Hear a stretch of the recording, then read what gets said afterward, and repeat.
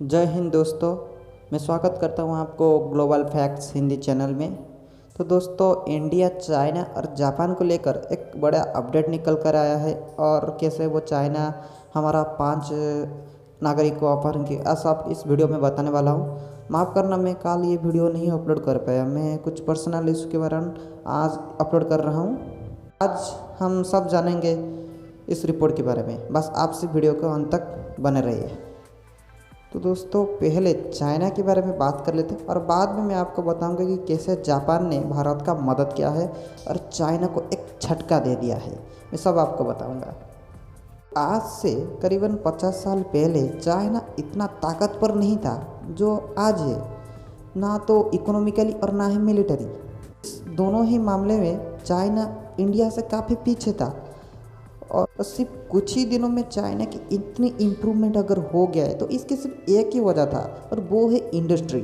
China में industry का काफ़ी ग्रोथ होने के कारण ये अपनी प्रोडक्ट को पूरी दुनिया भर भेज के दुनिया से काफ़ी पैसा कमाने लग गया था और इसकी ग्रोथ रेट काफ़ी बढ़ते गया और आज ये दुनिया की सबसे इकोनॉमिकल सुपर पावर अमेरिका को टक्कर दे रहा है। और ऐसा इम्प्रूव होते गया तो फिर ये अगले दिनों में अमेरिका को भी रिप्लेस कर सकता है। यही तो अमेरिका का डर है कि कहीं ना कहीं वो चाइना उसकी जगह छीनने वाला है उससे।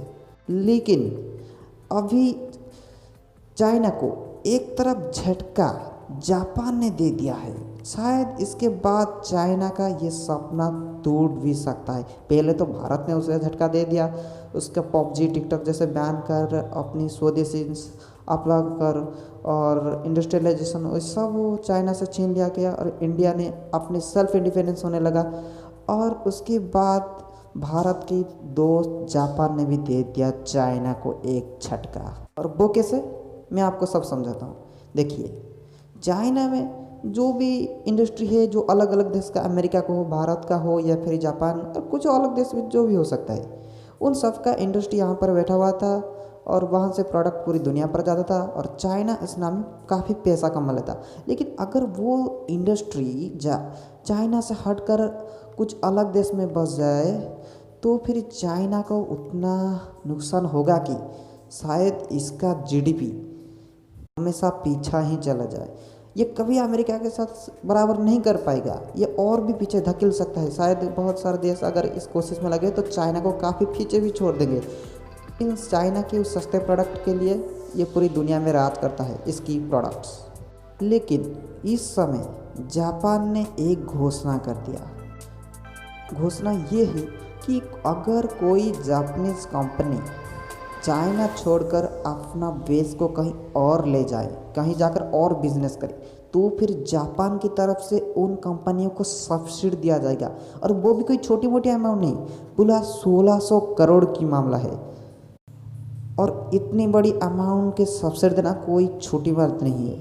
तो ये शायद चाइना के लिए किसी हार्मफुल बात भी हो सकता है, क्योंकि जो जापानी की कंपनी चाइना में आज इंडस्ट्री कर बसा रही है, जो बिजनेस कर रही है, वो शायद इस पैसा के लालच में चाइना छोड़ दे। अभी भी माहौल चाइना में कुछ अच्छे नहीं है, कोरोना की वजह से काफ़ी सारे लोग चाइनीज़ माल को बॉयकॉट कर रही है। तो फिर शायद यही उनके लिए एक मौका होगा, जापानीज कंपनी जो चाइना को छोड़ के कुछ अलग देश में चले। और ख़ासकर उनका सबसे अच्छा विकल्प इंडिया ही होगा, क्योंकि चाइना के बाद सेकेंड हाईएस्ट पॉपुलेशन वाला कंट्री इंडिया ही तो है ना। अगर वो सब कंपनी इंडिया आकर इन्वेस्ट करते हैं, यहाँ बिजनेस करते हैं, तो ये चाइना के लिए एक बहुत बड़ी बुरी बात होने वाला है। और ख़ासकर इस घोषणा में जापान को तो कोई इतना खास प्रॉफिट तो नहीं मिलने वाला, लेकिन ये चाइना का लॉस ज़रूर करेगा। और चाइना की लॉस करने के साथ जापान का दोस्त भारत को भी मदद करेगा चाइना के खिलाफ। तो यही शायद जापान का फ़ायदा होगा कि भारत ही शक्तिशाली बने और चाइना को अपने पीछे झकेट दे। तो इस घोषणा के बाद चाइना का हाल काफ़ी बुरा होने वाला है, उसका इकोनॉमिकली ऊपर ये असर भी पड़ सकता है। और ये ऐसे भी बहुत सारे कंपनियों को भी ये शायद प्रेरित कर सकता है कि आप चाइना छोड़ दो और कुछ दूसरे जगह में बिजनेस करो, शायद इंडिया में आ जाओ कुछ तो, लेकिन चाइना और चाइनीज़ माल को बाइकआउट करो। ये संदेश शायद चाइना के लिए एक काल बन के आया है। अब बात करते हैं कि चाइनीज़ हरकत क्या। दोस्तों, आपको अगर पता ही होगा, न्यूज़ मिल गया होगा कि कुछ चाइनीज़ आर्मी ने 5 भारतीय नागरिक को अपहरण करता लिया, और क्योंकि वो खबर के मुताबिक वो काफ़ी जंगल में चले गए थे, चाइनीज़ की बॉर्डर के क्रॉस करके चाइनीज़ को लग गए थे, तो चाइना ने उन्हें अपहरण कर लिया। लेकिन ठीक उसी समय एक बयान ऐसा भी आ रहा है, सो शायद इन दोनों देश के अंदर फर्क को समझा देगा, और इंडिया कैसा और चाइना कैसा। तो उस समय 3 चाइनीज़ नागरिकों जो इंडिया में फंस चुके थे, सिक्किम में वो फंस चुके थे, उनके पास खाना नहीं था, वो ठंडे में जम रहे थे, उसी समय भारतीय आर्मी ने उन चाइनीज़ लोगों की मदद की, उन्हें खाना दिया और उन्हें अपने देश में जाने के लिए पूरी सुविधा करी, यानी पूरी सुविधा कर दी। तो आप इस बात से समझ सकते हो कि इंडियन और चाइनीज़ के बीच में फ़र्क क्या है, और यही फ़र्क है इंडियन आर्मी और चाइनीज़ आर्मी में।